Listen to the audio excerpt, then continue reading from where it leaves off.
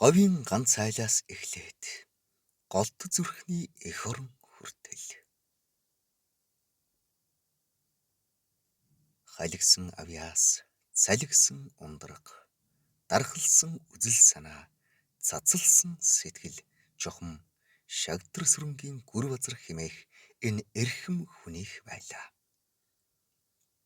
Хүмүүний сэтгэл гэдэг хэлбэр төрсээрээ, хэлбэлцсэн үйлцлээрээ нүдэнд харагдаж, нүүдэлд тэмтрэгдэж, ус мэт халигж, үер мэт бууж, аянга цахилгаан мэт цахилж, нулимс мэт асгарч, нууц мэт бүгдэг бол тэр бүх эрчим болоод хөдөлгөөнийг гүрээ ах тээж явдаг.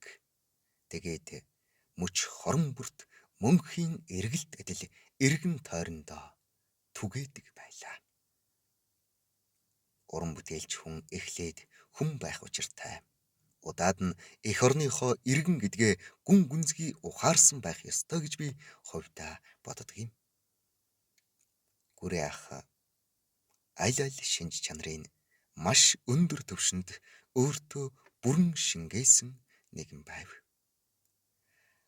Хаа нэгтээ таарахаараа дотнчлон санаа оноогоо зөвлөлдөн, амьдрал ахгүй, ажил төрөл лавлна. Эрднийн шигтгэе шиг жижигхэн эхнэрээ дагуулчихсан цаанаал нэг амь халуун задгай мэдрэмж тууж явдагсан. Огтоо ярина. Огт нь гүрээ ах шиг урсгал зөөлөн нүдтэй. Амьдралын гүнд шургасан мэт адармаатай бөгөөд үнэн үгтэй. Сэтгүүл зүйн асуудал дэвшүүлсэн баримтат нэвтрүүлгүүд, утга зохиолын уран шаглагаар бүтээсэн шүлэг найраг, жүжиг киноны бүтээлүүдийг зэрэгцүүлэн урлана. Хөдөлгөө морьтой цөөхөн уран бүтээлчдийн нэг. Түүний хурд, авьяас, гал цог шиг асч бадарсан сэтгэл Монголын нийгмийг бас л дөргиөн шүү дээ. Гүр базаргайн зохиолууд зөөлөн чимээгүй урссаар ямархан нэгэн ээдрэгт эргэлтийн мөчөд нулимс асгаж орхитгсон. Гисэн атлаа шүлэг найргууд нь бардам хийгээд омголон. Цэргийн ар гэр жаргаагүй нар, жаргах гэж дурлдаггүй надаар тоглосон хайр зэрэг жүжгүүд, шар гэгээ зэрэг кино. Би монголоор хойдог, хоршоо дэрэм, дугуй хээтэй наадам зэрэг шүлэг найраг, Монголын үнэртэй салхи зэрэг дууны уран бүтээлүүд.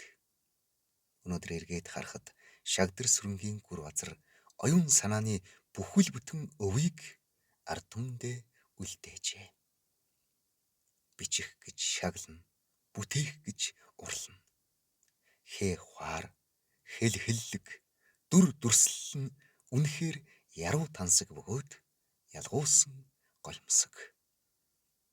Үг болгоно утгатай, мөр болгоно хайраар бүтсэн байдаг.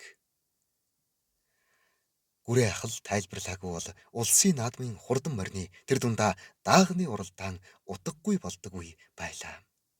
Газар усны нэр бартаа саадыг уралдаж байгаа морины хэв шинж, унж яваа хүүхдийн ааш аяг, ташуурын эсгэрээ, туурайн чимээтэй нь бүгдийн нэгэн амьсгаагаар үзэгч сонсогчдын зүг цацаж орхино.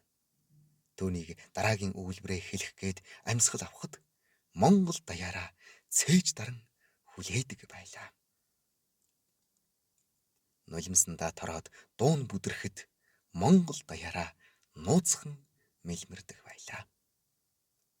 Хэн ч вүлээ ээлжид нэг эрх мэдэлтэн гүрээ ахын наадмаар даагны уралдаан тайлбарлах эрхийг хасчихж вүлээ. Тэр жилийн наадам эх шиг хөггүй дуу шиг. Тэр жилийн гүрээ ах эхтэй хаягдсан унах шиг элгэндээ эгшиж, энгэртээ уйлж өнцсөн дөө. Саян гэгэрүүлэх тэмүүллээ хизээч орхиогүй. Залуу үедээ маш их итгэнэ. Сүүлд гүр базар академи гэж онлайн анги нээж ярих, бичих урлагт хүүхэд залуусыг сургахаар шамдж байсан да. Тэр бол үзэгдэл байлаа. Тэрлэг нэвт сэтгэл байлаа. Наран урах зүгийн улбар туяа байлаа. салхин үлээсэн Монголын омог ба гуниг, эр зэрэг ба эмзэглэл байлаа. Шагдар сүрэнгийн гүр базар. Таны уран бүтээлүүдэд, урлан бүтээсэн он жилүүдэд гүнээ талархъя. Үлдээсэн уран бүтээл, өвлүүлсэн үзэл санаа чинь үрд мөнх. Хайрлсан эх орон, хадуужсан ард түмэн чинь үрд энх болтугай. Тань шиг хүн үхдэггүй юм. Таны насыг нэгэн зуунаар хэмжих аргагүй. Тиймээс гашуудмааргүй байна. Газар нутаг эх орноо мөнхөлсөн шүлгүүттэйгээ хамт гайхалтай олон жарныг элэх болтугай гэж ерөөй.